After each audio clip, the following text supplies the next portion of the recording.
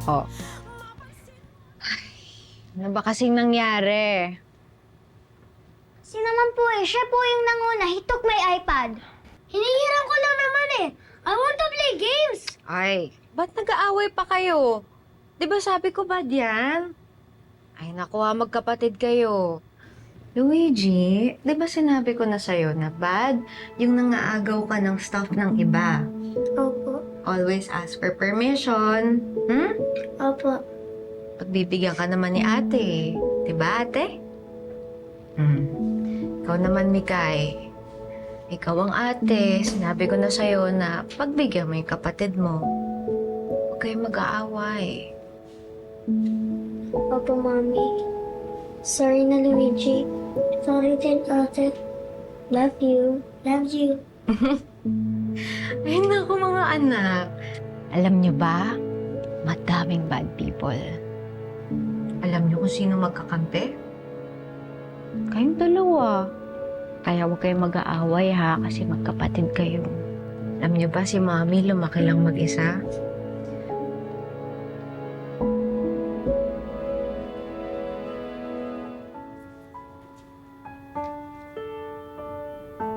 Love?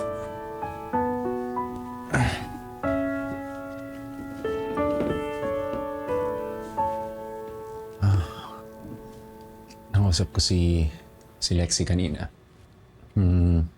Sorry. Ako na yung humingi ng sorry sa mga nasabi ni Mami.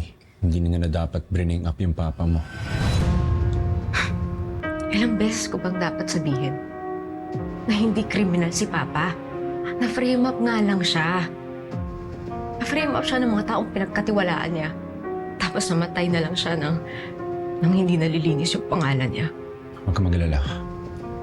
Kakausapin ko ulit si Mama. I promise hindi na ito mauulit. Hindi ba naipagtanggol ni Papa yung sarili niya? I made a promise to myself na kahit sinong tao, hindi ako papayag na bastusin si Papa. I understand. Your feelings are valid. Level sleep na. Maga pa ako bukas. Dami kong tatapusin inventory. You're gonna be okay? Night.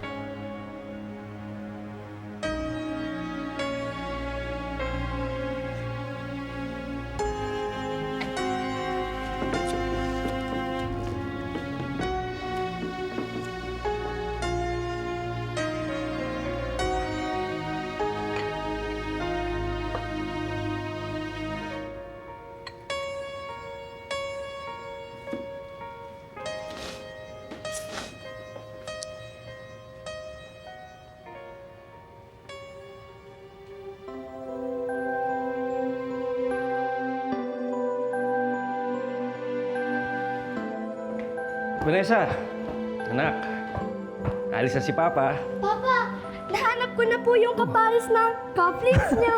Wow, ang galing naman ng baby ko. Alam mo, buti nahanap mo to. Alam mo bakit? Hindi ko kasi siya pwedeng gamitin mag-isa. Kailangan, lagi sila magkasama. Para magkapatid. Papa, sana po magkaroon na din po ako ng kasama. Papa, gusto ko rin po ng kapatid. Talaga? Bakit? Ano bang kapatid yung gusto mo? Gusto mo ba baby sister? O kaya baby brother? Ha? Siyempre po, baby sister. Para po, lagi ko po siyang susuklayan, bibihisan, aalagaan, tsaka lagi po kami parehas ng damit. Talaga? Papa, I want a baby sister po. Please, Papa, please. Halimbawa, Yung mga pulis po. Mr. Eugene Sanggalang, ina-arresto ko namin sa kasong syndicated estafa. You have the right to remain silent.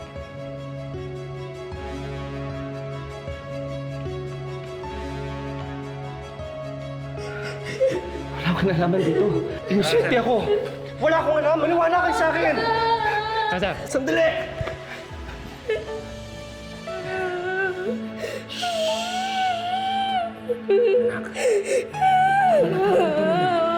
Papa! Makinig ka sa akin.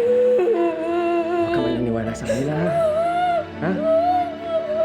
Mabuting tao si Daddy. Tatandaan mo yan. Ha? Pinapangako ko sa'yo. Papa! Iniisugi pangalan ko. Para sa'yo. Sir, halika sir. Sandali! Dito ka lang! Ha?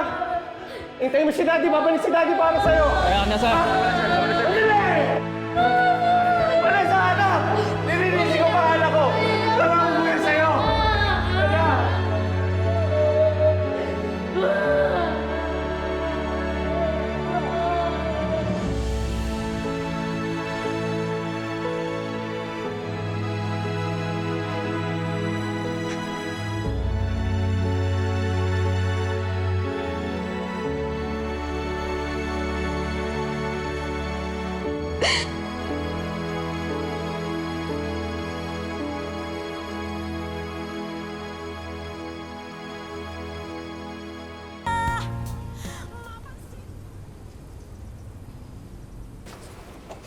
Love, Hi, love. Good morning. good morning. Mga bata. Sinundo na ng school bus. Alam mo ang sweet ni Mikay kanina. Humingi sa akin ng allowance. Lilibre daw niya si Luigi ng misis. Effective yung mga turo mo. Siyempre. Well, at least ngayon, yung mama mo na lang yung susuyuin natin. After ko ng work, dadaan ako ng department store para bumili ng nasirang vase. Hmm? Sige na, ready na ako. Okay? Mwah! Wait lang, love.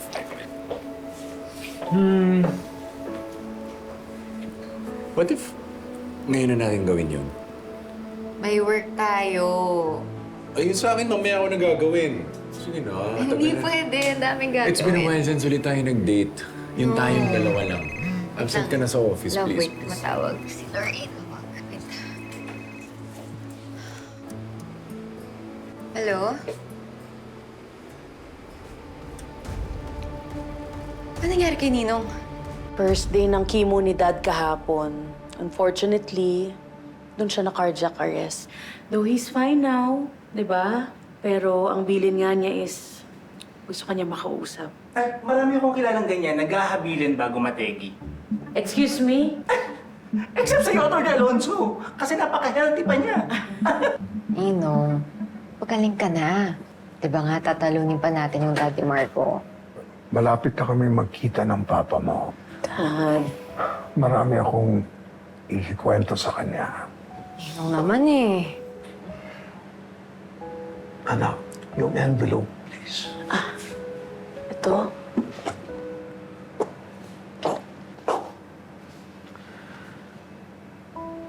Can you give us some time to talk alone? Okay po.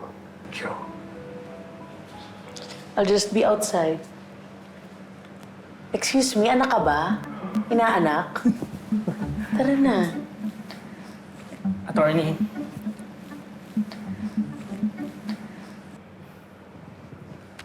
Ano tong bagong kaso, Ninong? Angel Sangka lang. Press pa kami ng last name dati, ah. Si Papa to, ah. Sino tong baby na hawak ni Papa? Vanessa, napakabuting tao ng papa mo. Pero hindi siya perpektong tao. Bago siya nakulong, nagkaroon siya ng relasyon sa isang babae. At nabuntis niya to. Ano po ibig niyong sabihin? May ibang pamilya si Papa. Nang namatay ang mama mo, kumuha ako ng private detective para hanapin kung sino at saan itong babaeng to.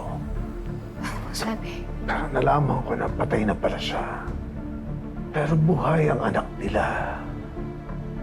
Vanessa, may kapatid ka sa labas.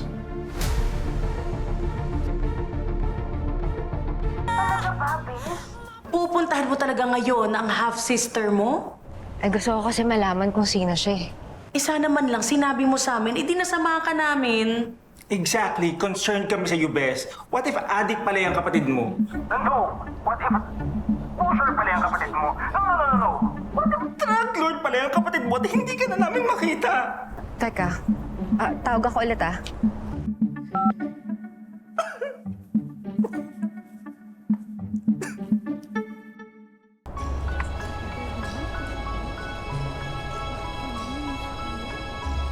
Yung lalaki dyan, pinatay, pinagsasaksak.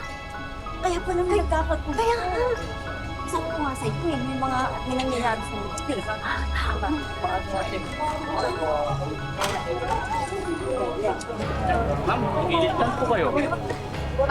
Murphy Street po to, di ba? Ito po ba yung number 72 Murphy? Dito ba kayo nakatira? Hindi, nahanap ko lang si Angel. Sanggalang. Kano mo siya? Kapatid. Ano ko nangyari? Pinatay yung nakatira dyan. Si Lucas Bueno. Hindi pa malaman kung ano yung motibo. Pero tama ho, ito yung 72 Murphy. Eh, nasan ho yung si Angel?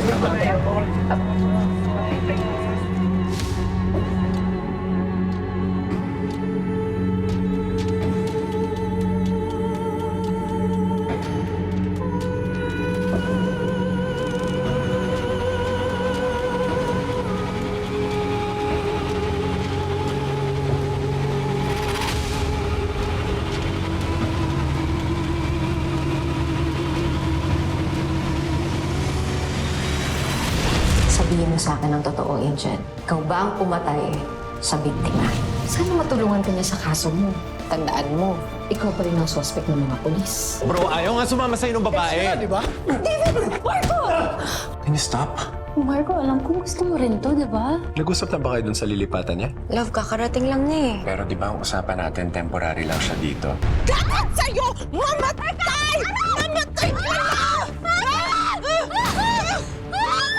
Para mabawasan naman ang yabang yang Vanessa niya, tutulungan mo akong ilipat si Angel kung saan siya nararapat. Hindi ako papayag na maghiwalay kami ni ate. I know exactly who she is. A, she's your sister. B, anak siya na isang scammer. C, suspect siya sa isang murder case. And D, all of the above.